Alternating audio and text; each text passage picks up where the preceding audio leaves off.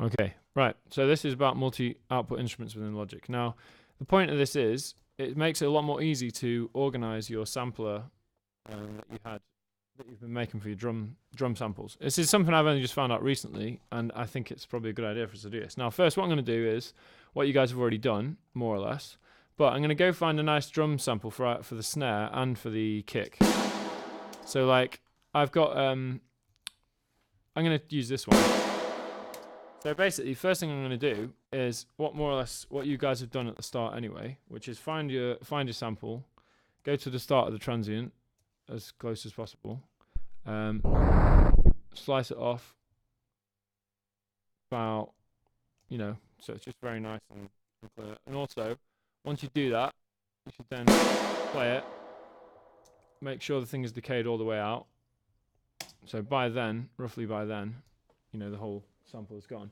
Now this is what I'm going to suggest we do. Some of you may have already had a look into this and seen how it works. I'll do it just with the snare first of all, yeah? Also what I would do is now is set locators so that we can see that it's that it's just looping the same place, and when we bounce it's going to do that too. Now if we solo the individual tracks, you've got the SM57 is that, the 451 is this, and then we also have a lot stronger in gain. And then we also have the two reverb signals, yeah? And I've put them left and right. So we have two signals left and right. Now, this is what I'm going to do. I'm going to create 3 different bounces, yeah? So the first one, I'm actually going to go to my kind of standard bounce area. As you can see at the moment, all of them together are peaking, yeah? But what I'm going to do is, I'm going to start by, I'll do a region solo actually. So I'm going to start by going to my standard area. Now the 57, it doesn't need to be stereo, right? It only needs to be mono. So you can kind of follow this. But when I bounce the SM57, I'm going to make the master output mono, yeah? I'm going to go bounce, and I'm going to create a place for my these new samples. I'm going to create a folder called like multi-samples, right? And create. I'm going to save this as snare 57, yeah? This, I'm not bothering doing the different velocity hits, yeah? That's a different thing. So we'll do that. You already know how to do that, right? So this isn't to demonstrate that, really. This is to demonstrate multiple outputs. So I'm going to do that. I'm going to sample the 57. Now I'm also going to do it with the 451. Test that again. That sounds good. I'm going to bounce this. I'm going to call this one the snare 451 instead. Making sure that they all start and end at exactly the same start and end point. If they don't, what could be the problem with that? I was going to say they'll phase when they play together, but never mind. Right. Also, I'm going to now make this stereo because the last bounce I want to do, I'm going to do a reverb bounce, yeah? So I'm purely bouncing an audio file, which is the reverb of the snares, okay? It's quite loud. It doesn't really matter though. I don't mind it being as loud as it can. So at that point, I've taken it back to stereo, yeah? So for this, I'm going to bounce a stereo audio file, okay? So I'm going to bounce a stereo audio file. I'm going to call it snare reverb, okay? Right, cool. Now we've basically created 3 very small audio files. I'll also do this with kick. I would also do it with toms. I would do it with whatever. And you can do this with up to, I think, 12 different mics. So if you wanted to ever record something and really sample it with loads of mics, then you could do it with that. Right, now, the point is, this is the point. I'm now going to create an instrument. I'm going to create a software instrument. When I do that, I'm going to go to find my EXS24. And also, there, you see this here? We usually do stereo, right? Or mono, maybe. But what we're going to do is multi-output. It says 5 stereo, 6 mono. I'll explain that in a minute, what that means, yeah? So, I'm going to do this. I'm going to create a multi-output one. It looks exactly the same as another EXS24, yeah? Doesn't look any different than normal. I'm going to go to the edit screen again of when I do stuff like this. I'm also, first thing I'll do is I'm going to go save as, right? My instrument, I'll save it as, I'm going to call it mic multi-snare. Okay? So, I've got an instrument now, and this is a multi-output instrument, okay? Now, quickly, I'll show you the way that I would do this. So I'm going to go and find where I just saved those files on the hard disk. I saved them to here. So I got 3 files, yeah? I got snare 57, snare 451, snare reverb. Now what I'm going to do is, I'm going to drag all 3 to the same note. A bit like what we did with multi-sample velocities, yeah? but I'm still going to do the same thing. I'm going to use D1 because that's the standard snare note, right? Understand that? So first I'm going to get 57 and I'm going to drag that to D1. That's going to go there. I'm going to grab the 451 and I'm going to put that onto D1. And then I'm also going to get the reverb and I'm going to put that onto D1 as well. Okay, so that's the first thing I'm going to do. Then I'm going to go back here and go save. On that. Karen. In about 5 minutes. Yeah, this will be, yeah, at the end of class, yeah? Cool. Shall I come downstairs and see you? Or? Oh, would you be able to? Yeah, you can come to your room, yeah, cool. Alright, cheers Karen, see you in a bit.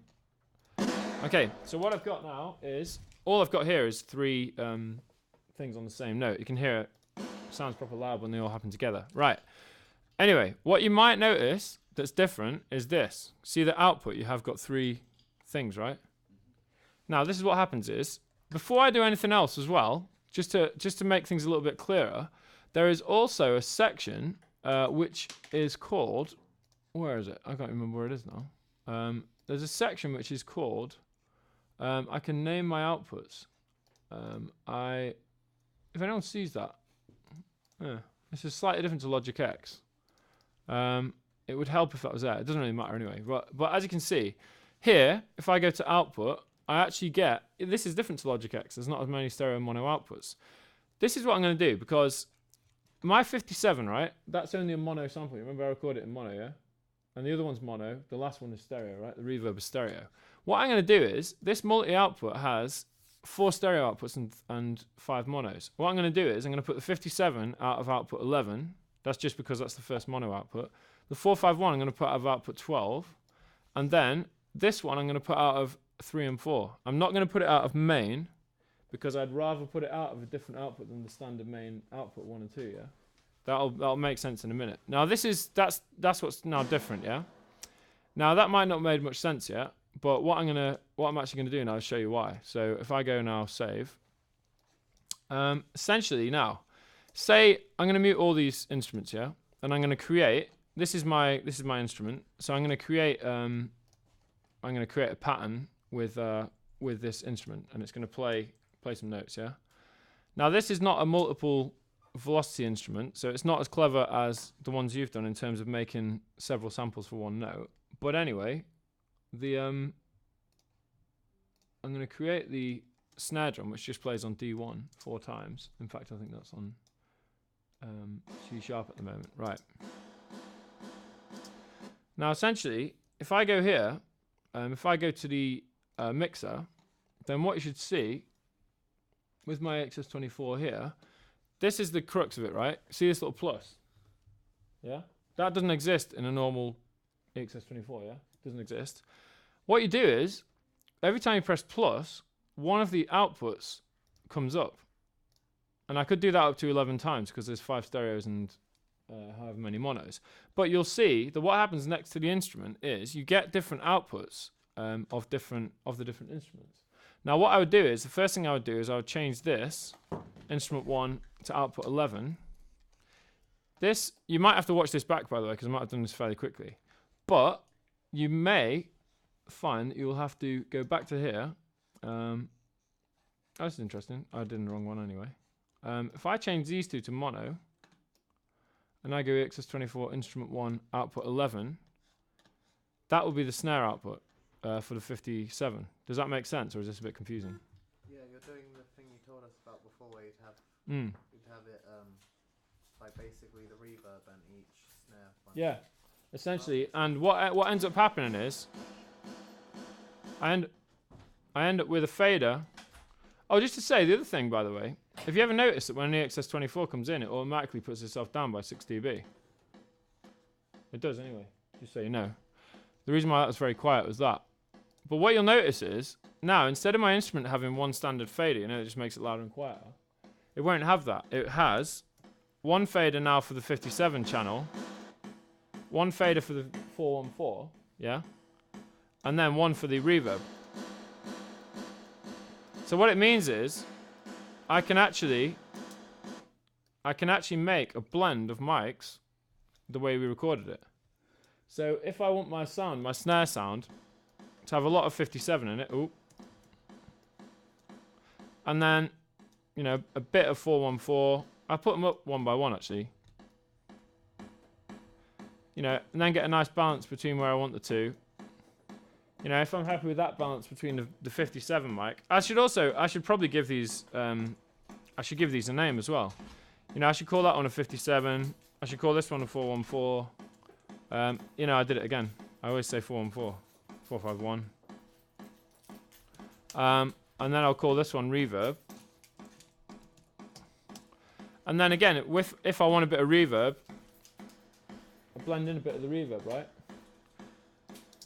And then essentially, this is what it is. So instead of having to create like 3-4 different samplers for all your different mics that you've done, this becomes indispensable. It becomes amazing. And like, if you can imagine, because you've got 5 mono outputs and 4 stereo, or 5 and 6 or whatever it is, you know, you could mic something up with like, well, 11 different mics. And then you could actually just, as you were mixing, you could choose, your Logic songs would still look simple. So all you'd have to do still is just sequence the drums within one audio sequencer. You know, you don't only have to do it in one little piano roll, but you could have all these different audio outs. And also, just before I even stop it, the final thing, of course, is if you then want to, if you think, right, I would like to EQ the mic, the 57, right? Then you could EQ the 57 mic. And then if you said, for example, okay, I've EQ'd the 57, I want a compressor on the, you know, on the other one. So then you can put a compressor on the 451 mic instead, you know? So you can actually, you know, you could, as well as being able to separate the mics, you could also mix them in a different way if you wanted. You could EQ them separately, you could do dynamics processing, and you could even get really complicated and start putting sends on each one. You can even put the audio outputs of the different mics to different things. So you bus them and do whatever. So anyway, that's literally something I've only just figured out how to do myself. And now I sort of think, right, I'm never going to do it a different way now. I'll always, if I create a sample of the EXS24, I'm always going to do multi-output. So, okay, do you get the idea?